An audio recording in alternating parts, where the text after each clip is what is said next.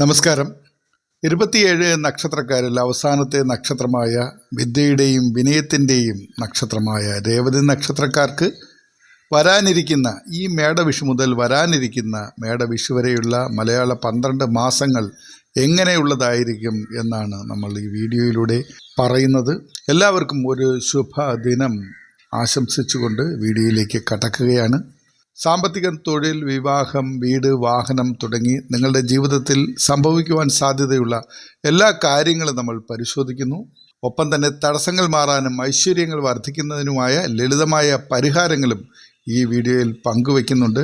നിങ്ങൾക്ക് ഈ വീഡിയോ ഇഷ്ടമാകുകയാണെന്നുണ്ടെങ്കിൽ തീർച്ചയായും ലൈക്ക് ചെയ്ത ശേഷം നിങ്ങളുടെ നക്ഷത്രം കൂടി കമൻറ്റ് ചെയ്തേക്കുക. കാരണം ഞങ്ങളുടെ പ്രാർത്ഥനയിൽ നിങ്ങളെ കൂടി ഉൾപ്പെടുത്തുന്നതാണ്. മീനക്കൂറുകാർക്ക് ഇപ്പോൾ ശനി കുംഭം രാശിയിൽ 12ാം ഭാവത്തിൽ നിൽക്കുന്നതിനാൽ 7ാം ശനിയുടെ ആദ്യഘട്ടം തുടരുകയാണ്. എങ്കിലും വ്യാഴത്തിൻ്റെ സ്ഥാനവും മറ്റ് ഗ്രഹസ്ഥിതികളും സമ്മിശ്രമായ ഗുണഫലങ്ങളാണ് നൽകുന്നത്. ശനിയുടെ ഈ അവസ്ഥ കൊണ്ട് കുറച്ചധികം ബുദ്ധിമുട്ടുകൾ വരുമെങ്കിലും കാര്യങ്ങളൊന്നും പൂർണ്ണമായും മുടങ്ങി പോവുകയില്ല. ചിലതൊക്കെ ഒന്ന് വൈകും, പക്ഷേ തീർച്ചയായും നടക്കും. നല്ല ഗുണങ്ങളുണ്ടാകും. കാരണം ജൂൺ 2-ന് വ്യാഴമാറ്റം സംഭവിച്ചതിന് ശേഷം നിങ്ങൾക്ക് സാമ്പത്തിക മേഖലയിൽ ഉയർച്ചയുണ്ടാകും. സാമ്പത്തികപരമായി നിങ്ങൾക്ക് അതുവരെ മാത്രമേ ചെറിയ പ്രതിസന്ധികൾ അനുഭവപ്പെടുകയുള്ളൂ. അതുകൊണ്ട് രേവതി നക്ഷത്രക്കാർക്ക് ധൈര്യമായി മുന്നോട്ട് പോകാം എന്ന് പറഞ്ഞുകൊണ്ട് പ്രധാന സൂചനകൾ എന്തൊക്കെയാണ് എന്ന് പരിശോധിക്കാം. ധനപരമായി വരുമാനം ഉയരും, പക്ഷെ 12-ലെ ശനി കാരണം കുറച്ച് ചെലവ് അധികമായിരിക്കും. അത് ഒന്ന് ശ്രദ്ധിക്കണം. മംഗളകർമ്മങ്ങൾക്കായി പണം ചെലവഴിക്കും. ജോലിയിൽ കഠിനാധ്വാനം ആവശ്യമായി വരുന്ന സമയമാണ്. നന്നായിട്ട് നിങ്ങളൊന്ന് ശ്രമിക്കേണ്ടി വരും. പക്ഷേ നിങ്ങളുടെ ശ്രമങ്ങളൊന്നും പാഴായി പോവുകയില്ല. പാതി വഴിയിൽ ഇട്ടിട്ട് പോകാതിരിക്കുക എന്നൊരു കാര്യം മാത്രം ശ്രദ്ധിക്കുക. വർഷത്തിൻ്റെ പകുതിയോടെ പുതിയ ഉത്തരവാദിത്തങ്ങളോ സ്ഥാനക്കയറ്റമോ ഒക്കെ ലഭിക്കും. തടസ്സപ്പെട്ട് കിടന്നിരുന്ന വിവാഹങ്ങൾ ശുഭകരമായ തീരുമാനങ്ങൾ ഉണ്ടാകുന്ന സമയമാണ്. വിവാഹം ആഗ്രഹിക്കുന്നവർക്ക് അതൊക്കെ നടക്കും. ഭൂമി സംബന്ധമായ തർക്കങ്ങൾ പരിഹരിക്കപ്പെടും. അതിൽ നിന്ന് നേട്ടമുണ്ടാകും. വാഹനങ്ങൾ കൈകാര്യം ചെയ്യുമ്പോൾ തീർച്ചയായും ശ്രദ്ധ വേണം. ഇത്രയും കാര്യങ്ങളാണ് പൊതുവായ സൂചന. ഇനി ഈ വിഷു മുതൽ അടുത്ത വിഷു വരെയുള്ള 12 മാസം എങ്ങനെയൊക്കെയാണ് നമ്മുടെ ജീവിതത്തിൽ അനുഭവത്തിൽ വരാൻ സാധ്യതയുള്ളത്, എന്തൊക്കെ നേട്ടം വരും, എന്തൊക്കെ കാര്യങ്ങൾ ശ്രദ്ധിക്കണം തുടങ്ങിയ കാര്യങ്ങളിലേക്ക് പോകാം. ആദ്യം മേടമാസം നോക്കാം. ഏപ്രിൽ മാസത്തിൻ്റെ പാതി മുതൽ മെയ് മാസത്തിൻ്റെ പാതി വരെയുള്ള സമയമാണ് മേടമാസം. വർഷാരംഭത്തിൽ കുറച്ച് മാനസിക ബുദ്ധിമുട്ട്, അലച്ചിൽ, തൊഴിൽ രംഗത്ത് കുറച്ച് ബുദ്ധിമുട്ടുകൾ, പ്രതിസന്ധികൾ, ജോലിഭാരം ഇതൊക്കെ അനുഭവപ്പെടുന്ന സമയമാണ്. സാമ്പത്തികപരമായി വരുമാനത്തിനേക്കാളും ചിലവ് കൂടുന്ന അവസ്ഥ, അതായത് ഒന്നും കയ്യിൽ നിൽക്കില്ല എന്ന് നിങ്ങൾക്ക് തോന്നുന്നത് പോലുള്ള ഒരവസ്ഥ. പക്ഷേ അതിനെ ക്ഷമയോടുകൂടി മനസ്സംയമനത്തോടുകൂടി തന്നെ നിങ്ങൾ കൈകാര്യം ചെയ്യണം. അലച്ചിലും ബുദ്ധിമുട്ടുകളൊക്കെ ഉണ്ടാകുമെങ്കിലും കാര്യങ്ങൾ നടക്കാതിരിക്കില്ല, പൂർണ്ണമായും തടയപ്പെടില്ല, നടക്കും. കുറച്ച് വൈകും എന്നുള്ളൊരു കാര്യം മാത്രമേ ഉള്ളൂ. ജോലിഭാരം വർദ്ധിക്കുന്നത് നല്ലതാണ്. കുറച്ച് ഹാർഡ് വർക്ക് ചെയ്യേണ്ടി വരികയാണെങ്കിലും അടുത്ത മാസങ്ങളിൽ, വരും മാസങ്ങളിൽ നിങ്ങൾക്ക് ഇപ്പോൾ ചെയ്യുന്ന ഹാർഡ് വർക്കിൻ്റെ നല്ല ഗുണങ്ങൾ ലഭിക്കും. അതുകൊണ്ട് ഒന്നും വിട്ടുകളയേണ്ട, ധൈര്യമായിട്ട് മുന്നോട്ട് പോവുക തന്നെ ചെയ്യുക. ലോണുകൾക്ക് ശ്രമിക്കുന്നവർക്ക് അത് സാധിക്കുവാനുള്ള സമയമുണ്ട്. ഈ മാസം ലോൺ കിട്ടിയില്ലെങ്കിലും പേപ്പറുകൾ മൂവ് ചെയ്യുക. നിങ്ങൾക്ക് അനുകൂലമായ തീരുമാനങ്ങൾ ഉണ്ടാകും. വരും മാസങ്ങളിൽ അതിൻ്റെ ഗുണവുമുണ്ടാകും. ആരോഗ്യകാര്യത്തിൽ നല്ല ശ്രദ്ധ വേണം. കണ്ണ്, ഉദരം എന്നിവയുമായി ബന്ധപ്പെട്ട അസ്വസ്ഥതകൾ വന്നേക്കാം. തൊഴിൽ രംഗത്ത് അപകടകരമായ, അതായത് ഈ കണ്ണിലേക്ക് എന്തെങ്കിലുമൊക്കെ തെറിച്ച് വീഴുന്ന തരത്തിൽ കൺസ്ട്രക്ഷൻ മേഖല, വെൽഡിങ് അങ്ങനെയൊക്കെ ഉള്ള മേഖലകളിൽ നിൽക്കുന്നവർ കണ്ണിനൊരു പ്രൊട്ടക്ഷൻ ഗ്ലാസ് തീർച്ചയായും ഈ സമയത്ത് ധരിക്കണം. 2 വീലർ ഓടിക്കുമ്പോൾ ഹെൽമറ്റ് കൃത്യമായും ധരിക്കുക. ആഹാരം കൃത്യസമയത്ത് കഴിക്കണം. നല്ല ആഹാരങ്ങൾ കഴിക്കുവാനും ശ്രദ്ധിക്കണം. ഇത്തരം കാര്യങ്ങളൊന്ന് ശ്രദ്ധിച്ചാൽ ആരോഗ്യകാര്യത്തെ നമുക്ക് കൈകാര്യം ചെയ്യാൻ കഴിയും. ഇനി ഇടവമാസം എങ്ങനെയെന്ന് നോക്കാം. ധനപരമായ കാര്യങ്ങളിൽ കുറച്ചുകൂടി ആശ്വാസം ലഭിക്കുന്ന മാസമാണ്. കഴിഞ്ഞ മാസങ്ങളിൽ നമുക്കുണ്ടായ ജോലിഭാരത്തിൻ്റെ ഗുണാനുഭവങ്ങൾ തീർച്ചയായും ഈ മാസം തൊട്ട് ലഭിച്ചു തുടങ്ങും എന്ന് സാരം. പുതിയ ബിസിനസ് ആശയങ്ങൾ നടപ്പിലാക്കാൻ സാധിക്കും. നിങ്ങൾക്ക് എന്തെങ്കിലും പുതിയ പദ്ധതികൾ തുടങ്ങുവാൻ ആഗ്രഹമുണ്ടെങ്കിൽ ആ ആശയം ഡെവലപ്പാവുന്ന സമയമാണ്. മേലുദ്യോഗസ്ഥരിൽ നിന്ന് പിന്തുണ ലഭിക്കും. നിങ്ങൾ ഒരു തൊഴിലാളിയാണെങ്കിൽ നിങ്ങളുടെ തൊഴിലുടമകളിൽ നിന്ന്, കമ്പനിയിലാണ് വർക്ക് ചെയ്യുന്നതെങ്കിൽ കമ്പനി ഉടമകളിൽ നിന്നെല്ലാം ഒരു പിന്തുണ, അംഗീകാരം ഒക്കെ കിട്ടുന്ന സമയം കൂടിയാണ്. വിദ്യാർത്ഥികൾക്ക് ഉപരിപഠനത്തിലുള്ള അവസരങ്ങളുണ്ടാകും. അവർ ആഗ്രഹിച്ചിരുന്ന സ്ഥലത്തേക്ക് പോയി പഠിക്കുവാനുള്ള അഡ്മിഷനോ സ്കോളർഷിപ്പോ ഇതുപോലുള്ള കാര്യങ്ങൾ ശരിയാകുന്ന സമയമാണ്. ആരോഗ്യപരമായി വേറെ പ്രശ്നങ്ങളൊന്നുമില്ല. ധനപരമായും നിങ്ങൾക്ക് കഴിഞ്ഞ മാസത്തേക്കാൾ കുറെ കൂടി ആശ്വാസം ലഭിക്കുന്ന മാസം തന്നെയാണ് ഇടവമാസം. ഇനി മിഥുനമാസം എങ്ങനെയാണ് എന്ന് നോക്കാം. ജൂൺ മാസത്തിൻ്റെ പാതി മുതൽ ജൂലൈ മാസത്തിൻ്റെ പാതി വരെയുള്ള സമയമാണ് മിഥുനമാസം. വ്യാഴത്തിൻ്റെ സ്വാധീനം ഗുണകരമായി അനുഭവപ്പെടാൻ തുടങ്ങുന്ന സമയമാണ് മിഥുനമാസം. ജൂൺ 2 വ്യാഴം മാറുകയാണ്. നിങ്ങൾക്ക് ധനനേട്ടം അല്ലെങ്കിൽ അപ്രതീക്ഷിതമായി കയ്യിലേക്ക് പണം വന്നു ചേരുവാനുള്ള യോഗമുണ്ട്. കിട്ടാനുണ്ടായിരുന്ന പണം, അത് ഏത് തരത്തിലുള്ളതായാലും, നിങ്ങളൊരു വർക്ക് ചെയ്തിട്ട് കിട്ടാതിരുന്നതോ അല്ലെങ്കിൽ ഗവൺമെൻറ് കോൺട്രാക്ടേഴ്സൊക്കെ ആണെങ്കിൽ അത് സർക്കാരിൽ നിന്ന് ലഭിക്കാനുള്ളതോ അല്ലെങ്കിൽ എവിടെയെങ്കിലും ഇൻവെസ്റ്റ്മെൻറ്റ് ചെയ്തിരുന്ന തുകയോ, അത്തരത്തിൽ നിങ്ങൾക്ക് അർഹമായ തുക, നേരത്തെ കിട്ടാനുണ്ടായിരുന്ന തുക കിട്ടാതെ കിടക്കുകയാണെങ്കിൽ അത് ഈ മിഥുനമാസത്തിൽ കൈകളിലെത്താൻ വളരെ അവസരങ്ങൾ കൂടുതലാണ്. സ്വർണത്തിലോ ഭൂമിയിലോ നിക്ഷേപിക്കുവാൻ സാധിക്കും. അത്തരം ഒരു തീരുമാനം നിങ്ങൾക്ക് എടുക്കാൻ അനുകൂലമായ ഒരു മാസം കൂടിയാണ്. വിവാഹ ആലോചനകളിൽ പുരോഗതി ഉണ്ടാകും. വിവാഹം കഴിക്കുവാൻ ആഗ്രഹിക്കുന്ന വ്യക്തിയാണ് അല്ലെങ്കിൽ അതിനുവേണ്ടി ശ്രമിച്ചുകൊണ്ടിരിക്കുന്ന ഒരാളാണ് എന്നുണ്ടെങ്കിൽ അനുകൂലമായ നല്ല വിവാഹ ആലോചനകൾ ഉണ്ടാകുന്ന ഒരു സമയമാണ്. അതിൽ പിടിച്ച് പതിയെ മുന്നോട്ട് പോയാൽ മതി. വരും മാസങ്ങളിൽ വിവാഹത്തിന് സാധ്യതയുണ്ട്. അതിൻ്റെ തുടക്കം കുറിക്കുന്നത് മിഥുനമാസമാണ് എന്നർത്ഥം. കർക്കിടക മാസം ജൂലൈ മാസത്തിൻ്റെ പാതി മുതൽ ഓഗസ്റ്റ് മാസത്തിൻ്റെ പാതി വരെയുള്ള സമയമാണ് കർക്കിടക മാസം. കുടുംബത്തിൽ സന്തോഷം നിറയുന്ന ഒരു മാസമാണ്. മനസ്സമാധാനം, സന്തോഷം, ഐശ്വര്യം, ശാന്തത ഒക്കെ കുടുംബത്തിലുണ്ടാകും. സ്വരച്ചേർച്ച ഇല്ലായ്മകളെല്ലാം മാറി നല്ല ഒരു കുടുംബ ജീവിതം നിങ്ങൾക്ക് ലഭിക്കും. കർക്കിടക മാസത്തിൽ വീടുമായി ബന്ധപ്പെട്ട് പണം ചെലവഴിക്കുവാൻ യോഗമുണ്ട്. വീട് മോടി പിടിപ്പിക്കുവാനോ അവിടേക്ക് ഗൃഹോപകരണങ്ങൾ വാങ്ങുവാനോ ഒക്കെ സാധ്യതയുള്ള ഒരു സമയമാണ്. വിദേശത്ത് ജോലി ചെയ്യുന്നവർക്ക് തൊഴിൽപരമായ നേട്ടങ്ങൾ ലഭിക്കുന്ന സമയമാണ്. നമ്മുടെ സംസ്ഥാനത്തിന് പുറത്തോ അല്ലെങ്കിൽ അന്യ രാജ്യങ്ങളിലോ ഒക്കെ വർക്ക് ചെയ്യുന്നവർക്ക് തൊഴിൽപരമായ നേട്ടങ്ങൾ ലഭിക്കും. ഒപ്പം ഇവിടെ ഇരുന്നു കൊണ്ട് തന്നെ ഓൺലൈനായിട്ട് വിദേശ രാജ്യങ്ങളുമായിട്ടും മറ്റു കമ്പനികളുമായിട്ട് വർക്ക് ചെയ്യുന്നവർക്കും ഗുണപരമായ നേട്ടങ്ങൾ ഉണ്ടാകുന്ന മാസമാണ് കർക്കിടക മാസം. ചിങ്ങമാസം എങ്ങനെ എന്നാണ് നമ്മൾ അടുത്തതായി നോക്കുന്നത്. ഓഗസ്റ്റ് മാസത്തിൻ്റെ പാതി മുതൽ സെപ്റ്റംബർ മാസത്തിൻ്റെ പാതി വരെയുള്ള സമയമാണ് ചിങ്ങമാസം. വളരെ ആത്മവിശ്വാസം വർദ്ധിക്കുന്ന ഒരു സമയമാണ്. എന്ത് കാര്യവും ധൈര്യപൂർവ്വം ചെയ്ത് മുന്നോട്ട് കൊണ്ടുപോയി വിജയിപ്പിക്കാൻ തനിക്ക് കഴിയും എന്ന ഒരു ധൈര്യം ഈ രേവതി നക്ഷത്രക്കാർക്ക് ഉണ്ടാകുന്ന സമയം. അതുകൊണ്ട് തന്നെ ഏതൊരു കാര്യവും ചെയ്ത് അത് ഉന്നതമായ രീതിയിൽ അവസാനിപ്പിക്കുവാനും ജോലിയിൽ പദവികൾ, അതായത് നമ്മൾ ചെയ്യുന്ന പ്രവൃത്തിക്ക് അംഗീകാരം, ഉയർച്ച ഇതൊക്കെ ഉണ്ടാകുവാനും സാധ്യതയുണ്ട്. സ്ഥാനക്കയറ്റം ഉണ്ടാകും, പ്രൊമോഷൻ പോലുള്ളവ ഉണ്ടാകും. പുതിയ കരാറുകളിൽ ഒപ്പിടാൻ സാധ്യത വളരെ കൂടുതലാണ്. അത് സംരംഭങ്ങളിലോ ബിസിനസ്സിലോ ഒക്കെ ഏർപ്പെട്ടിരിക്കുന്നവർക്ക് പുതിയ പദ്ധതികൾക്ക് വേണ്ടിയുള്ള കരാറുകളിൽ ഒപ്പിടുവാനുള്ള അവസരങ്ങളുണ്ടാകും. അനാവശ്യമായ ചിലവുകൾ നിയന്ത്രിക്കുവാൻ സാധിക്കുന്ന സമയം കൂടിയാണ് ഈ സാമ്പത്തികപരമായി ചിങ്ങമാസം. ഇതുവരെ നമുക്കുണ്ടായിരുന്ന ചിലവുകളെപ്പറ്റി ഒരു പഠനം നടത്തിയ ശേഷം ഇന്ന കാര്യങ്ങൾ കൂടി നമുക്ക് അനാവശ്യമാണ്, അതുകൂടി ഒഴിവാക്കി ആ പണം കൂടി സ്വരൂപിച്ച് സമ്പാദിക്കണമെന്ന ആഗ്രഹം ചിങ്ങമാസത്തിൽ രേവതി നക്ഷത്രക്കാർക്ക് ഉണ്ടാകും. കന്നിമാസത്തെ പറ്റിയാണ് ഇനി പറയുന്നത്. സെപ്റ്റംബർ മാസത്തിൻ്റെ പാതി മുതൽ ഒക്ടോബർ മാസത്തിൻ്റെ പാതി വരെയുള്ള സമയമാണ് കന്നിമാസം. സമ്മിശ്രമായ ഫലങ്ങളാണ് ഈ മാസം ഉണ്ടാകുന്നത്. ഗുണദോഷം കലർന്നതാണ്. ദാമ്പത്യ ജീവിതത്തിൽ ചില തർക്കങ്ങൾ, അഭിപ്രായ വ്യത്യാസങ്ങൾക്ക് സാധ്യതയുണ്ട്. പങ്കാളിയുമായി ഇടപെടുമ്പോഴും അല്ലെങ്കിൽ നമ്മുടെ കുടുംബത്തിൻ്റെ കാര്യത്തിൽ കുറച്ച് കൂടുതലായി നിങ്ങൾക്ക് ശ്രദ്ധ വേണ്ട മാസമാണ്. പങ്കാളികളുമായി അഭിപ്രായ വ്യത്യാസങ്ങൾ ഉണ്ടാകാതിരിക്കുവാനായി പരമാവധി ശ്രമിക്കുക.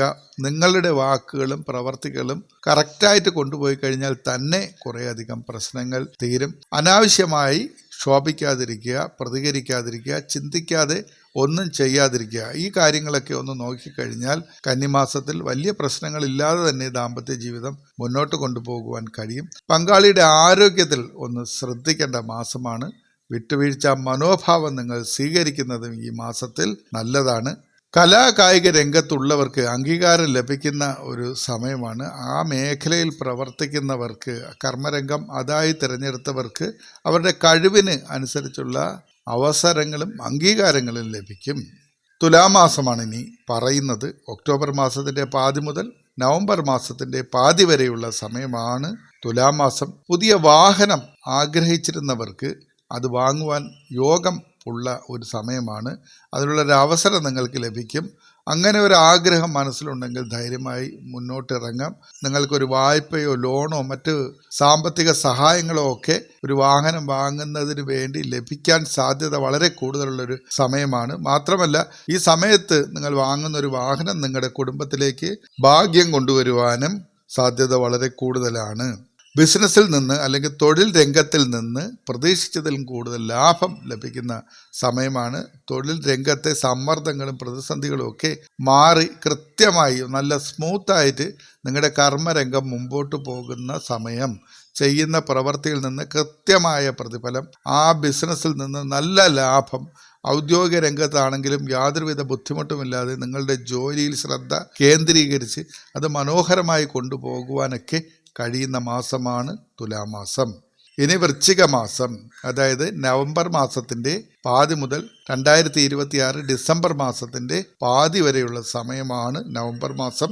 ആത്മീയ യാത്രകൾക്കും മംഗളകർമ്മങ്ങൾക്കും ഉചിതമായ മാസം. അതായത് നിങ്ങൾക്ക് വളരെ സന്തോഷവും മാനസികമായ ഒരു ശാന്തതയും ഒക്കെ ലഭിക്കുന്ന സമയമാണ് വൃശ്ചിക മാസം. സാമ്പത്തികപരമായി വലിയ പ്രശ്നങ്ങളൊന്നുമില്ല. മുൻ മാസത്തെ പോലെ തന്നെ കർമ്മരംഗത്ത് നിന്ന് അല്ലെങ്കിൽ നിങ്ങൾക്ക് ലഭിച്ചുകൊണ്ടിരുന്ന വരുമാന സ്രോതസ്സിൽ നിന്നും കൃത്യമായ സാമ്പത്തിക നേട്ടം, വരുമാനം ഒക്കെ ഉണ്ടായിക്കൊണ്ടിരിക്കും. പിതൃസ്വത്ത് ലഭിക്കാൻ അർഹരായിരുന്നവർക്ക് ഇപ്പോൾ അത് അനുഭവയോഗ്യമാകും. സാമ്പത്തിക സ്ഥിതി തീർച്ചയായും ഭദ്രമായ ഒരു മാസമാണ്. വർഷങ്ങളായി മുടങ്ങിക്കിടന്ന പല കാര്യങ്ങളും റീസ്റ്റാർട്ട് ചെയ്യുവാനായി നിങ്ങൾക്ക് ഈ സമയത്ത് സാധിക്കും. അത് പൂർത്തീകരിക്കുവാനും കഴിയും. ആരോഗ്യ കാര്യത്തിൽ വേറെ പ്രത്യേക പ്രശ്നങ്ങളൊന്നുമില്ല. കൃത്യമായി ആഹാരം കഴിക്കുക, വിശ്രമിക്കുക, ഉറങ്ങുക തുടങ്ങിയ കാര്യങ്ങളൊക്കെ ഒന്ന് ശ്രദ്ധിച്ചു പോയി കഴിഞ്ഞാൽ എല്ലാം കൊണ്ടും വൃശ്ചിക മാസം നിങ്ങൾക്ക് സമാധാനവും സന്തോഷവുമൊക്കെ തരുന്ന മാസമാണ്. കുടുംബത്തിൽ ഒരു മംഗളകർമ്മങ്ങൾ നടക്കുവാനോ അല്ലെങ്കിൽ മംഗളകർമ്മത്തിന് നേതൃത്വം വഹിക്കുവാനോ പങ്കാളിയാകുവാനോ ഒക്കെ ഉള്ള അവസരവും ഈ വൃശ്ചിക മാസത്തിൽ രേവതി നക്ഷത്രക്കാർക്ക് ലഭിക്കും. ധനുമാസത്തെ പറ്റിയാണ് ഇനി പറയുന്നത്. ഡിസംബർ മാസത്തിൻ്റെ പാതി മുതൽ ജനുവരി മാസത്തിൻ്റെ പാതി വരെയുള്ള സമയമാണ് ധനുമാസം. സമൂഹത്തിൽ പ്രശസ്തിയും അംഗീകാരവും ലഭിക്കുന്ന ഒരു സമയമാണ്. നിങ്ങൾ ചെയ്തിരിക്കുന്ന കാര്യങ്ങൾക്ക് അല്ലെങ്കിൽ നിങ്ങളുടെ പ്രവർത്തന മേഖലയിൽ ഒരു അംഗീകാരം, പ്രശസ്തിയൊക്കെ ലഭിക്കും. നിങ്ങളുടെ കഴിവുകൾ എന്താണ്, അല്ലെങ്കിൽ നിങ്ങൾ ആരാണ്, നിങ്ങളെന്ന വ്യക്തി എന്താണ് എന്ന് നിങ്ങളുടെ സമൂഹം തിരിച്ചറിയുന്ന, നിങ്ങളുടെ കുടുംബക്കാരും വീട്ടുകാരും സമൂഹത്തിലുള്ളവരുമൊക്കെ തിരിച്ചറിയുന്ന, നിങ്ങളെ അംഗീകരിക്കുന്ന ഒരു മാസമാണ് ധനുമാസം. ഒരു തൊഴിൽ, ഒരു പുതിയ ജോലി ആഗ്രഹിച്ച് നടന്നവർക്ക് ഇപ്പോൾ ശ്രമിച്ചു കഴിഞ്ഞാൽ അത് സാധ്യമാണ്. ഒരു പുതിയ ജോലി ലഭിക്കുവാനായി സാധ്യതയുള്ള സമയമാണ്. സ്വന്തമായി സ്ഥലം വാങ്ങാനോ നിർമ്മാണം തുടങ്ങാനോ ആഗ്രഹിക്കുന്നവർക്കും ഇത് നല്ല സമയമാണ്. അത്തരം വല്ല ആഗ്രഹങ്ങളും മനസ്സിലുണ്ടെങ്കിൽ ധൈര്യമായി മുന്നോട്ട് പോവുക.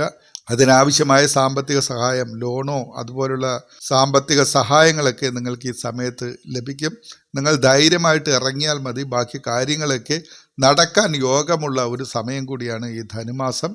മകരമാസത്തെ പറ്റിയാണ് ഇനി പറയുന്നത്. ജനുവരിയുടെ പാതി മുതൽ ഫെബ്രുവരിയുടെ പാതി വരെയുള്ള സമയമാണ് മകരമാസം. ധനവരവ് ശക്തമാകുന്ന ഒരു മാസമാണ്. ശക്തമായ യോഗം അതിനുണ്ട്. നിങ്ങളുടെ വരുമാനം വർദ്ധിക്കും. അത് വിവിധ സ്രോതസ്സുകളിൽ നിന്നായിരിക്കും. നിങ്ങൾ പ്രതീക്ഷിക്കാത്ത സ്ഥലത്ത് നിന്ന് പോലും നിങ്ങൾക്ക് പണം ലഭിക്കുവാൻ വളരെ ശക്തമായ യോഗം മകരമാസത്തിലുണ്ട്. പുതിയ നിക്ഷേപ പദ്ധതികളിൽ ചേരാൻ അനുകൂലമായ സമയമാണ്. നിങ്ങൾക്ക് ലഭിക്കുന്ന ധനം മുഴുവൻ ചെലവഴിക്കാതെ അത്തരം നിക്ഷേപങ്ങളിൽ ഭാവിയിലേക്ക് കരുതുവാൻ പറ്റിയ സമയമാണ്. അങ്ങനെ ചെയ്യണം, അത് മറന്നു പോകരുത്. ആരോഗ്യ കാര്യങ്ങളിൽ ഒരു ശ്രദ്ധ വേണ്ട സമയം കൂടിയാണ്. രക്തസമ്മർദ്ദം ഉള്ളവർക്ക് അല്ലെങ്കിൽ കാലുവേദന, ശാരീരികമായ അത്തരത്തിൽ ജോയിൻറ്റ് പെയിൻ പോലുള്ള കാര്യങ്ങളൊക്കെ ഉള്ളവർ ഒന്ന് ജാഗ്രത പാലിക്കണം. നിങ്ങളുടെ ആരോഗ്യത്തിന് എന്തെങ്കിലുമൊക്കെ ബുദ്ധിമുട്ട് അനുഭവപ്പെടുകയാണെങ്കിൽ കൃത്യമായ പരിശോധനകളും ചികിത്സയും ഒക്കെ ചെയ്യാൻ മടിക്കരുത്. കുംഭമാസത്തെ പറ്റിയാണ് ഇനി പറയുന്നത്. ഫെബ്രുവരി മാസം, അതായത് 2027 ഫെബ്രുവരി മാസമാണ്. അതിൻ്റെ പാതി മുതൽ മാർച്ച് മാസത്തിൻ്റെ പാതി വരെയുള്ള സമയമാണ് കുംഭമാസം. ശത്രുക്കളിൽ നിന്ന് ബുദ്ധിമുട്ടുകൾ വരാൻ സാധ്യതയുള്ള ഒരു മാസമാണ് കുംഭമാസം. അത് നിങ്ങളൊന്ന് കരുതി തന്നെ പോകണം. പതുങ്ങിയിരുന്ന ശത്രുക്കളൊക്കെ മറന്നേക്ക് പുറത്തു വരും. അത് പല തരത്തിൽ നിങ്ങളെ ബുദ്ധിമുട്ടിക്കും. നിങ്ങളുടെ കുടുംബപരമായോ അല്ലെങ്കിൽ സാമൂഹ്യപരമായോ തൊഴിൽ രംഗത്തോ അല്ലെങ്കിൽ സാമ്പത്തിക രംഗത്തോ ഒക്കെ നിങ്ങൾക്ക് കിട്ടാനുള്ളതിന് തടയിടുക, അല്ലെങ്കിൽ നിങ്ങളെ അനാവശ്യമായി ബുദ്ധിമുട്ടിക്കുക, വെറുതെ വന്ന് മുട്ടുക, ഇങ്ങനെയുള്ള കാര്യങ്ങളൊക്കെ ചെയ്ത് നിങ്ങൾക്ക് മനസമാധാനം നഷ്ടപ്പെടുത്തുവാനായി ശത്രുക്കൾ തയ്യാറായി നിൽക്കുന്ന ഒരു സമയമാണ്. ശത്രു ശല്യം ഈ മാസം വ്യാപകമായി ഉണ്ടാകും. അതുകൊണ്ട് നിങ്ങൾക്ക് ചെയ്യാൻ കഴിയുന്ന ചില കാര്യങ്ങളുണ്ട്. നിങ്ങളുടെ വാക്ക്, പ്രവൃത്തി തുടങ്ങിയവ കൊണ്ട് പുതിയ ശത്രുക്കളെ ഉണ്ടാക്കാതിരിക്കുവാൻ ശ്രമിക്കുക. നിങ്ങളുടെ പെരുമാറ്റം നിയന്ത്രിക്കുക. നിങ്ങളെ തന്നെ ഒന്ന് നിയന്ത്രിച്ചു പോവുക. ശത്രുക്കൾ എന്തെങ്കിലും ഒരു ചെറിയ പ്രശ്നം കൊണ്ടുവന്ന് നിങ്ങളെ ബുദ്ധിമുട്ടിക്കാൻ ശ്രമിക്കുമ്പോൾ അതിനേക്കാൾ കൂടുതലായി നിങ്ങൾ വൈകാരികമായി അങ്ങോട്ട് കയറി ഇടപെട്ട് അതിനെ ഒരു വലിയ പ്രശ്നത്തിലേക്ക് കൊണ്ടുപോകാതിരിക്കുവാൻ നിങ്ങൾ ശ്രമിക്കണം. അതായത് ഈ മാസത്തിൽ നിങ്ങൾ ബുദ്ധി ഉപയോഗിച്ച് വേണം നിൽക്കാൻ. ശനിയുടെ ദോഷം നിങ്ങൾക്ക് നന്നായിട്ട് അനുഭവപ്പെടുന്ന ഒരു സമയമായതുകൊണ്ട് തന്നെ ശത്രുക്കൾ നിങ്ങളെ വളരെയധികം ബുദ്ധിമുട്ടിക്കുവാൻ സാധ്യതയുണ്ട്. അതൊരു സ്വാഭാവിക കാര്യമാണ്. അങ്ങനെ നിങ്ങൾക്ക് അനുഭവത്തിൽ വരാൻ യോഗമുണ്ട് എന്ന് മുൻകൂട്ടി കണ്ടുകൊണ്ട് അങ്ങനെയുള്ള കാര്യങ്ങളിൽ നിന്നും നിങ്ങൾ ബുദ്ധി ഉപയോഗിച്ച് മാറി നിൽക്കണം. അതാണ് നല്ലത്. അനാവശ്യമായ യാതൊരു കാര്യത്തിലും കയറി ഇടപെടരുത്. തർക്കങ്ങളിൽ ഇടപെടരുത്. ആരോടും വഴക്കിന് അങ്ങോട്ട് പോകരുത്. നമുക്ക് അതിൽ നിന്ന് ദോഷം ഭവിക്കുമെന്ന് അറിയാവുന്നത് കൊണ്ട് നമുക്ക് നേരെ ഒരു പ്രവർത്തനം ഉണ്ടായിക്കഴിഞ്ഞാൽ തൽക്കാലം ഒന്ന് സൈലൻ്റായിട്ടിരിക്കുക. നമുക്ക് മോശം സമയമാണ്. അത്തരം ഒരു കാര്യം നിങ്ങൾ ശ്രദ്ധിച്ചു കഴിഞ്ഞാൽ ശത്രുക്കളിൽ നിന്നും വലിയ ദോഷങ്ങളൊന്നും ഇല്ലാതെ നമുക്ക് ഒരു സ്ഥലത്ത് നമ്മളെ ഒരു ശത്രു ആക്രമിക്കാൻ നിൽക്കുന്നുവെന്ന് മുൻകൂട്ടി അറിയാൻ കഴിയുകയാണെങ്കിൽ നമ്മൾ ആ സ്ഥലത്ത് നിന്ന് മറ്റൊരു സ്ഥലത്തേക്ക് മാറിക്കഴിഞ്ഞാൽ അതങ്ങ് ഒഴിവായി പോകും. അങ്ങനെ നമുക്ക് ഈ മാസം അതിജീവിച്ച് പോകുവാൻ കഴിയും. ചെറിയ പ്രശ്നങ്ങളൊന്നും വലിയ പ്രശ്നങ്ങളാക്കാതിരിക്കുവാൻ നിങ്ങൾ ശ്രമിക്കണം. പുതിയ ശത്രുക്കളെ ഉണ്ടാക്കരുത്. അത് കുടുംബത്തിൽ നിന്ന് പോലും സുഹൃത്തുക്കളിൽ നിന്ന് പോലും നിങ്ങൾ പുതിയ ശത്രുക്കളെ ഉണ്ടാക്കാതിരിക്കുവാൻ ശ്രമിക്കുക. ജോലിയിൽ മാറ്റങ്ങൾക്കോ ട്രാൻസ്ഫറിനോ സാധ്യതയുണ്ട്. ഔദ്യോഗിക രംഗത്ത് പ്രവർത്തിക്കുന്നവർക്ക് തൊഴിൽ ശത്രുത കൊണ്ടും അത് ആകാം. അല്ലെങ്കിൽ നമ്മുടെ തൊഴിലിൽ മറ്റുള്ളവർക്ക് അനിഷ്ടങ്ങളോ അല്ലെങ്കിൽ നമുക്കെതിരെയുള്ള പ്രതികാര നടപടികളോ ഒക്കെ സംഭവിക്കുവാൻ സാധ്യതയുണ്ട്. അപ്പോൾ അതെല്ലാം നമ്മൾ കൃത്യമായിട്ട് അത്തരം ഒരു കാര്യം സംഭവിക്കുവാതിരിക്കുവാൻ മേലധികാരികൾ, സഹപ്രവർത്തകർ തുടങ്ങിയവരുടെ പിന്തുണ നേടുവാനായി അവരെ അപ്രീതി വരുത്താതെ മുന്നോട്ട് പോകണം. ഇനി മീനമാസത്തെ പറ്റിയാണ് പറയുന്നത്. 2027 മാർച്ച് പാതി മുതൽ ഏപ്രിൽ പാതി വരെയുള്ള സമയമാണ് മീനമാസം. കുംഭമാസത്തിലെ എല്ലാ പ്രശ്നങ്ങളും കുറേയൊക്കെ ഒന്ന് ഒതുങ്ങി നിങ്ങൾക്ക് സംതൃപ്തിയോടുകൂടി സമാധാനമായിട്ട് നിൽക്കാൻ കഴിയുന്ന ഒരു സമയമാണ്. കുംഭമാസത്തിൽ നിങ്ങൾ വലിയ പ്രശ്നങ്ങളൊന്നും എടുത്ത് തലയിൽ വയ്ക്കാതെ ഇരിക്കുകയോടി ചെയ്യുകയാണെങ്കിൽ ഈ മാസം സംതൃപ്തികരമായിരിക്കും. ആത്മീയ കാര്യങ്ങളിൽ ശ്രദ്ധ കേന്ദ്രീകരിക്കുവാൻ സാധ്യത കൂടുതലുള്ള ഒരു സമയമാണ്. ഈശ്വര ഭക്തിയൊക്കെ കുറച്ച് കൂടുതലായി തോന്നും. മനസ്സമാധാനവും സന്തോഷവുമൊക്കെ കുടുംബത്തിൽ നിന്നും അനുഭവപ്പെടും. തൊഴിൽ രംഗത്ത് നേരത്തെ ഉണ്ടായിരുന്ന ബുദ്ധിമുട്ടുകളൊക്കെ മാറിപ്പോകുന്ന, ഒഴിഞ്ഞു പോകുന്ന ഒരു മാസമാണ്. നിങ്ങൾ ഈ കൂടുതൽ പ്രശ്നങ്ങളൊന്നും ഉണ്ടാക്കാൻ പോകാതെ ഒരു നയത്തിൽ കാര്യങ്ങൾ മുമ്പോട്ട് കൊണ്ടുപോകുന്നുണ്ട്. ശത്രുതകളൊന്നും നിങ്ങളെ ഈ മാസം വലുതായിട്ട് ബാധിക്കില്ല. അവരൊക്കെ നിങ്ങളെ ഒഴിവാക്കി മറ്റാരുടെയെങ്കിലും മുകളിലേക്ക് അങ്ങ് പൊയ്ക്കോളും. അപ്പോൾ നേട്ടമാർക്കാണ്? നമുക്കാണ്. നമുക്ക് സമാധാനമായി സന്തോഷമായി നമ്മുടെ കാര്യങ്ങളിൽ ശ്രദ്ധ കേന്ദ്രീകരിച്ച് ഐശ്വര്യപൂർണമായൊരു ജീവിതവുമായി മുമ്പോട്ട് പോകുവാൻ കഴിയും. സാമ്പത്തികമായി ഭദ്രത അനുഭവപ്പെടുന്ന സമയം തന്നെയാണ് ഈ മാസവും. നിങ്ങളുടെ തൊഴിൽ രംഗം നന്നായി മുന്നോട്ട് പോകും. വരുമാന സ്രോതസ്സുകളിൽ നിന്നും കൃത്യമായി നിങ്ങൾക്ക് ധനം ലഭിച്ചുകൊണ്ടിരിക്കും. അടുത്ത വർഷത്തേക്കുള്ള ഒരു സാമ്പത്തിക ഭദ്രത കൈവരിക്കുവാൻ കൂടി സാധിക്കുന്ന ഒരു വർഷമാണ്. ദോഷപരിഹാരങ്ങൾ കൂടി നിങ്ങൾ ചെയ്യണം. ശനിപ്രീതി വരുത്തണം. ശനിയാഴ്ചകളിൽ ശാസ്താക്ഷേത്രത്തിൽ നീരാഞ്ജനം കത്തിക്കണം. ശനി മഹാത്മ്യം പാരായണം ചെയ്യണം. ഈ 2 കാര്യങ്ങൾ കൃത്യമായി ചെയ്യാൻ ശ്രമിക്കണം. ശനിയുടെ പ്രീതിയാൽ നിങ്ങൾക്കുണ്ടാകുന്ന ബുദ്ധിമുട്ടുകൾ കുറേയൊക്കെ മാറിപ്പോകും. ബുധനെ പ്രീതിപ്പെടുത്തണം. നക്ഷത്രാധിപനായ ബുധൻ്റെ പ്രീതിക്കായി ശ്രീകൃഷ്ണ ക്ഷേത്രത്തിൽ തുളസി മാല സമർപ്പിക്കുന്നത് വളരെ നല്ലതാണ്. ഇനി ദിവസവും ഓം നമോ നാരായണായ എന്ന മന്ത്രം ജപിക്കുന്നത് ഒരു 108 തവണയെങ്കിലും ജപിക്കാൻ കഴിയുമെങ്കിൽ അതും വളരെ ഗുണം ചെയ്യും. നിങ്ങൾക്കൊരു ആത്മവിശ്വാസം, ധൈര്യം, ഈ പ്രതിസന്ധികളിൽ നിന്നും ശത്രുശല്യങ്ങളിൽ നിന്നൊക്കെ അതിജീവിച്ച് മുന്നോട്ട് പോകാനുള്ള ഒരു ആത്മവിശ്വാസവും ധൈര്യവും പ്രൊട്ടക്ഷനുമൊക്കെ ഇതിൽ നിന്നും ലഭിക്കും. ഇനി പ്രധാന കാര്യമാണ് ദാനം. ഇത് ഒരു കാരണവശാലും ചെയ്യാൻ മടിക്കരുത്, മറക്കരുത്. പാവപ്പെട്ടവർക്ക് ഭക്ഷണവും വസ്ത്രവും നൽകണം. വസ്ത്രം പച്ച നിറത്തിലുള്ള വസ്ത്രം നൽകുന്നതാണ് ഈ കാലയളവിൽ ഉത്തമമായിരിക്കുന്നത്. അത് കൂടാതെ തന്നെ പാവപ്പെട്ടവർക്ക് ഭക്ഷണം, മരുന്ന്, വസ്ത്രം അല്ലെങ്കിൽ നിങ്ങളാൽ കഴിയുന്ന സഹായങ്ങളൊക്കെ ചെയ്യണം. ദാനം നൽകുമ്പോൾ അത് മനുഷ്യന് മാത്രമായി നിജപ്പെടുത്തേണ്ട കാര്യമില്ല. എല്ലാ ജീവജാലങ്ങൾക്കും കൊടുക്കാം. കാക്കയ്ക്ക് ഒരു പിടി ചോറ് കൊടുക്കാം. അത് എന്നും ഒരു പതിവാക്കിയാൽ വളരെ പുണ്യമുള്ള ഒരു കാര്യമാണ്. നായകളെ സംരക്ഷിക്കുന്നത്, അതിനെ പരിപാലിക്കുന്നത്, സ്നേഹിക്കുന്നത് ഉത്തമമായ ഒരു കാര്യമാണ്. കാലദോഷങ്ങൾ അതുമൂലം മാറിക്കിട്ടും. കാലഭൈരവൻ്റെ പിന്തുണ നിങ്ങൾക്ക് ലഭിക്കും. തെരുവ് നായകളെ ഒരു കാരണവശാലും ഉപദ്രവിക്കാൻ പോകരുത്. അതൊക്കെ നിങ്ങൾക്ക് ഈ ശനി സമയം കൂടെ ആണെന്നുണ്ടെങ്കിൽ നല്ലതായിട്ടുള്ള പണി കിട്ടാൻ സാധ്യതയുള്ള ഒരു കാര്യമാണ്. ശനിദോഷമൊന്നും ഉള്ളവർ ഒരു കാരണവശാലും നായകളെ ഒന്നും പോയി ഉപദ്രവിച്ച് കളയിൽ. അതൊക്കെ വളരെ എഫക്റ്റ് നിങ്ങൾക്കുണ്ടാവും. നെഗറ്റീവായിട്ടുള്ള എഫക്റ്റ് അല്ല ഇമ്പാക്റ്റ് തന്നെ ഉണ്ടാക്കും. വ്യാഴത്തിൻ്റെ അനുകൂലാവസ്ഥ കൊണ്ട് നിങ്ങൾക്ക് ലഭിക്കുന്ന നല്ല ഫലങ്ങളൊക്കെ തടസ്സപ്പെട്ടു പോകുന്ന ഒരു പ്രവൃത്തിയാണത്. കാരണം തെരുവ് നായ എന്ന് പറയുമ്പം അത് ആരുമില്ലാത്ത ഒരു ജീവിയാണ്. കൃത്യമായി അതിന് കിടക്കാനൊരു സ്ഥലമില്ല, ആഹാരം കൊടുക്കാൻ ഒരാളില്ല, അരക്ഷിതാവസ്ഥയിൽ ജീവിക്കുന്ന ഒരു ജീവിയാണ് തെരുവ് നായ.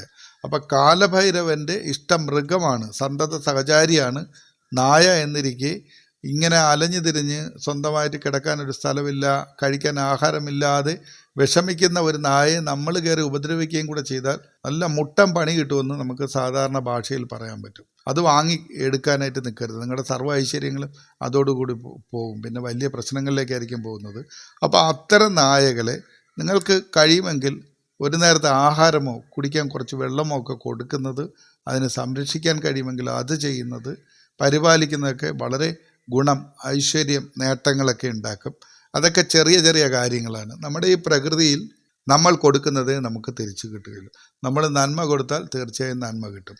മോശമായ ഒരു പ്രവൃത്തി, ദ്രോഹം, അങ്ങനെ ദ്രോഹകരമായ ഒരു കാര്യം നമ്മൾ ചെയ്താൽ അത് മാത്രമേ നമുക്ക് കിട്ടൂ. അപ്പം കിട്ടിയില്ലെങ്കിലും പിന്നെ കിട്ടും. പക്ഷെ കിട്ടിക്കഴിഞ്ഞാൽ നമുക്ക് എഴുന്നേറ്റ് നിൽക്കാൻ കഴിയാതായിപ്പോവും. നമ്മളത് തിരിച്ചറിയുമ്പോൾ വൈകിപ്പോവും.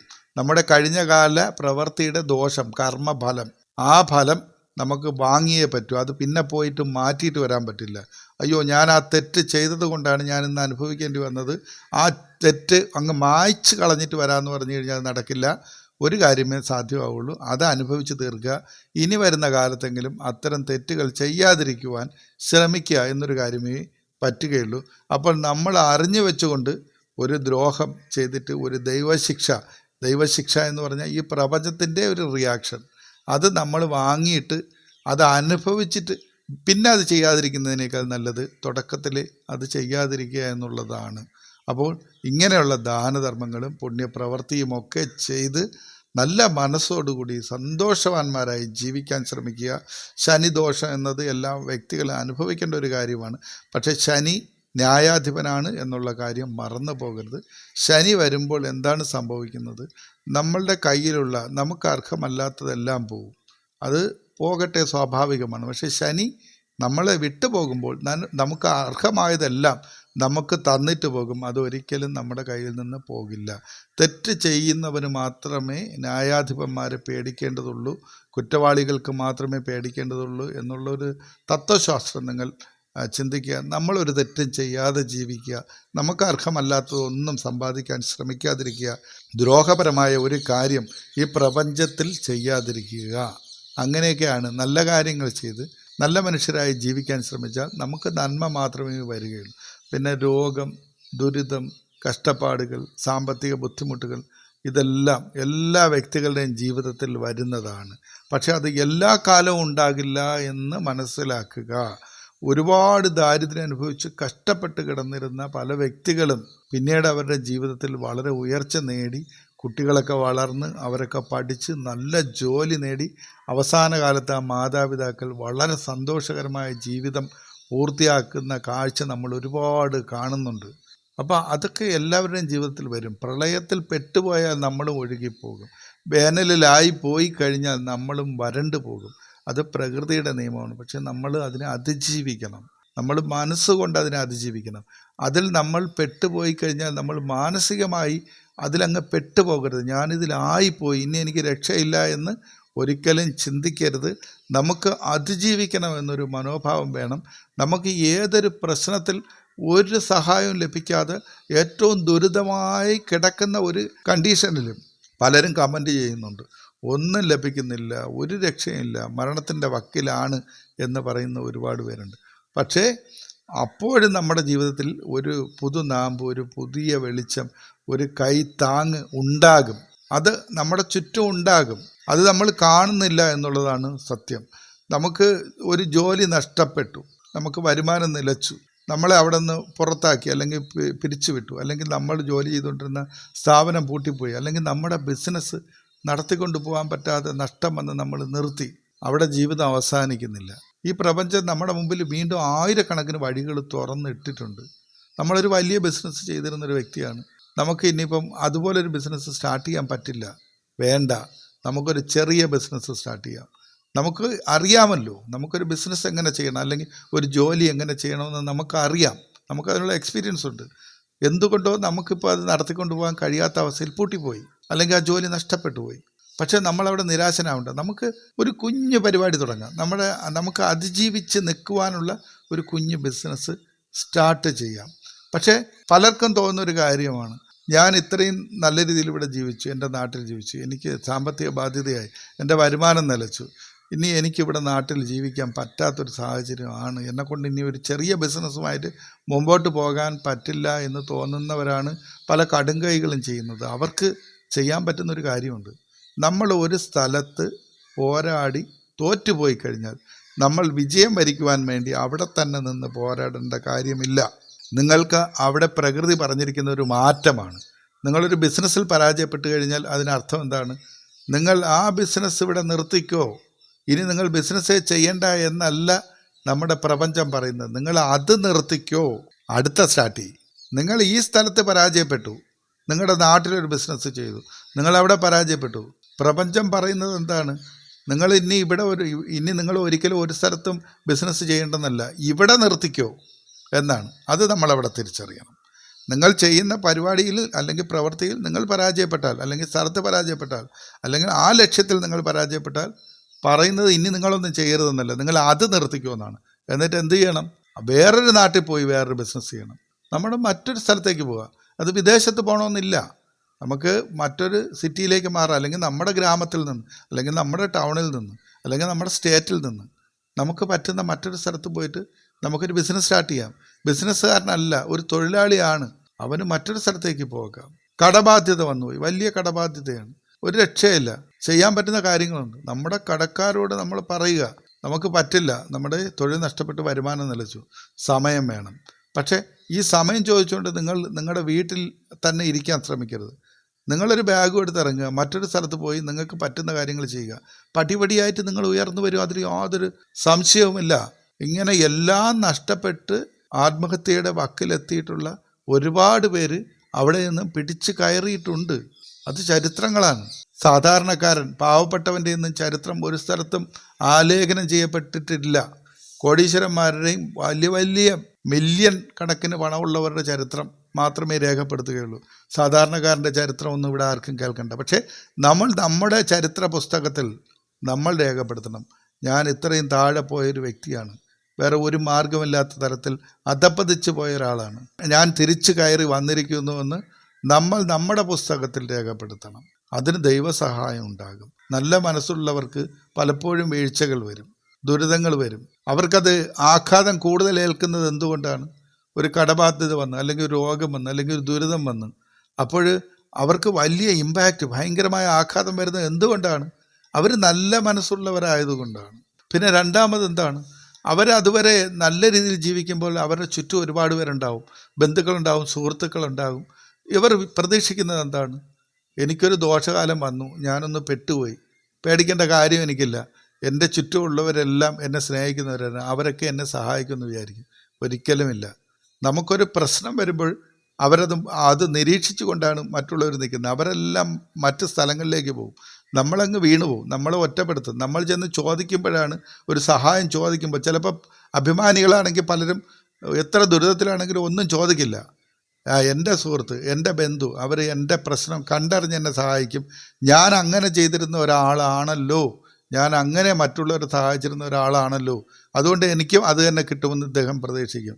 പക്ഷേ അത് നടക്കില്ല. അതെല്ലാം ഭയങ്കരമായി ഇവർക്ക് മാനസികമായ ദുഃഖം, ദുരിതം, അവർ പ്രതീക്ഷിക്കാത്ത കാര്യങ്ങളായിരിക്കും ഒരു കഷ്ടപ്പാടിൻ്റെ കാലത്ത് ഇത്തരം വ്യക്തികൾ നേരിടേണ്ടി വരുന്നത്.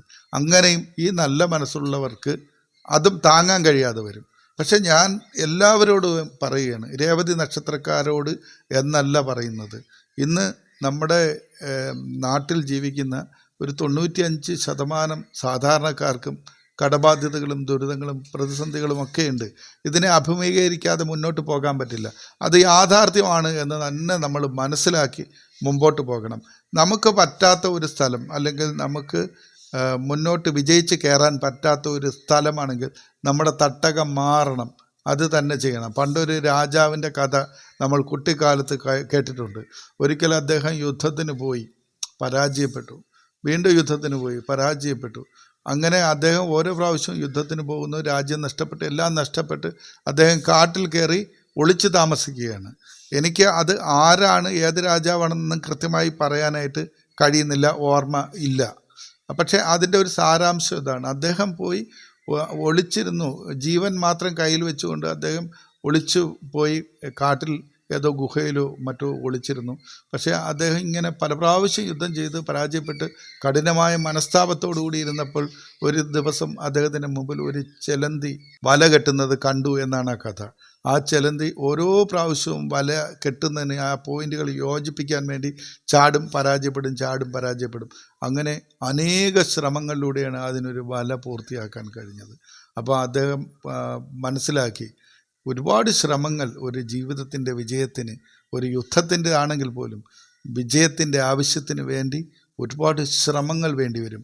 ഒരുപാട് പരാജയപ്പെട്ട ശ്രമങ്ങൾക്ക് ശേഷമാണ് ഒരു വ്യക്തി വിജയിക്കുന്നത്. അപ്പോൾ അദ്ദേഹം കൂടുതൽ ഊർജ്ജസ്വലനായി വീണ്ടും പുതിയ ഐഡിയകൾ അതിൽ ഇംപ്ലിമെൻ്റ് ചെയ്ത് അദ്ദേഹം യുദ്ധത്തിന് പോയി വിജയിച്ചു എന്നാണ് ആ കഥ അവസാനിക്കുന്നത്. അതൊരു സാരാംശമാണ്. അവിടെ ഒരു രാജാവ്, ഏത് രാജാവ്, ഏത് രാജ്യം എന്നതല്ല പ്രസക്തി. നമ്മൾ എത്ര അറ്റംപ്റ്റ് നടത്തി, എത്ര പരാജയപ്പെട്ടാലും നമ്മളെ കാത്ത് ഒരു വിജയമുണ്ട്. നമ്മളെ കാത്ത് ഒരു വിജയത്തിൻ്റെ സിംഹാസനം പ്രകൃതി നമുക്കായി ഒരുക്കിയിട്ടുണ്ട്. അതിൽ നമ്മൾ എത്തും എന്ന കാര്യത്തിൽ യാതൊരു സംശയമില്ല. നമ്മുടെ ഈ ചാനലിൽ ചിലർ കമൻ്റ് ചെയ്തിട്ടുണ്ട്, ഇത് ആസ്ട്രോളജിയാണോ മോട്ടിവേഷനാണോ എന്ന് ചിലർ ചോദിക്കുന്നുണ്ട്. ആസ്ട്രോളജി എന്ന് പറഞ്ഞാൽ, അതായത് ജ്യോതിഷം എന്ന് പറഞ്ഞാൽ എന്താണ് എന്ന് ആദ്യം നമ്മൾ മനസ്സിലാക്കണം. ഗ്രഹങ്ങളുടെ സ്ഥാനം വച്ചിട്ട് നിങ്ങൾക്ക് ഇതെല്ലാം സംഭവിക്കും, നിങ്ങളിതൊക്കെ അനുഭവിക്കേണ്ടി വരും എന്ന് പറഞ്ഞ് നമ്മളെ മാനസികമായി തകർക്കാൻ വേണ്ടിയുള്ളതല്ല ജ്യോതിഷം എന്ന് പറയുന്നത്. നമുക്ക് ഒരു പ്രശ്നം ഇന്ന ഗ്രഹങ്ങളുടെ സ്ഥിതിവിശേഷം കൊണ്ട് സംഭവിക്കാൻ സാധ്യത ഉണ്ട് എന്ന മുന്നറിയിപ്പ് നൽകിക്കൊണ്ട്, അങ്ങനെ സംഭവിക്കുന്ന ഒരു സമയത്ത് നമ്മൾ പതറിപ്പോകാതിരിക്കുവാനായി മാനസികമായ സപ്പോർട്ട് നൽകാൻ വേണ്ടി ഉള്ളത് തന്നെയാണ് ജ്യോതിഷം. എൻ്റെ ഒരു കാഴ്ചപ്പാട് അത്തരത്തിലുള്ളതാണ്. ഒരാൾ പെട്ടു നിൽക്കുമ്പോൾ അയാളോട് നിങ്ങൾക്ക് ഇനിയും അനുഭവിക്കാനുണ്ട്, നിങ്ങൾ ഇനിയും ദുരിതത്തിലോട്ട് പോകാൻ എത്ര കാലഘട്ടമുണ്ട് എന്ന് പറഞ്ഞ് അവരെ മാനസികമായി തകർക്കുന്നതല്ല ജ്യോതിഷം. നിങ്ങളിപ്പോൾ കടന്നു പോകുന്നത് ഇത്തരം ഒരു പ്രതിസന്ധിയിലൂടെയാണ്. പക്ഷേ നിങ്ങളിതിനെ അതിജീവിച്ചാൽ നിങ്ങൾക്ക് നാളെ വലിയ ഒരു വിജയം, വലിയ ഒരു നേട്ടം നിങ്ങൾക്കുണ്ട്. ഇതൊരു പ്രശ്നമല്ല. നിങ്ങൾ ധൈര്യമായിട്ട് മുന്നോട്ട് എഴുന്നേറ്റ് നിൽക്ക്, തളർന്ന് വീഴരുത്, പൊരുതിക്കോ. നിങ്ങൾക്ക് ലഭിക്കാനുള്ള ഒരു വലിയ സൗഭാഗ്യം തൊട്ടടുത്തിരിക്കുകയാണ്, ധൈര്യമായി വാ എന്ന് പറഞ്ഞ് കൈപിടിച്ച് എഴുന്നേൽപ്പിക്കാനാണ് ജ്യോതിഷം ഉപയോഗിക്കേണ്ടത് എന്നാണ് എൻ്റെ ഒരു കാഴ്ചപ്പാട്. അപ്പോൾ നമ്മളുടെ ഈ വീഡിയോ ഒരുപാട് നീണ്ടുപോയി. നിങ്ങൾക്ക് എല്ലാവർക്കും, രേവതി നക്ഷത്രക്കാർ എന്നല്ല, സർവ്വ നക്ഷത്രക്കാർക്കും, സർവ്വ ജീവജാലങ്ങൾക്കും, സർവ്വ ചരാചരങ്ങൾക്കും പ്രകൃതി എല്ലാം കരുതി വെച്ചിട്ടുണ്ട്. അത് കൃത്യമായ സമയങ്ങളിൽ നമുക്ക് ലഭിക്കും. ശനി വരുന്നത്, അല്ലെങ്കിൽ ശനിയുടെ ദോഷങ്ങൾ വരുന്ന, അല്ലെങ്കിൽ ദോഷകരമായ കാലദോഷങ്ങൾ നമുക്ക് അനുഭവപ്പെടുന്നതിന് ഒരൊറ്റ കാര്യം മാത്രമേ ഉള്ളൂ. അത് നമ്മൾ ആരെന്ന് നമ്മളെ തിരിച്ചറിയിക്കുവാൻ വേണ്ടിയുള്ളതാണ്.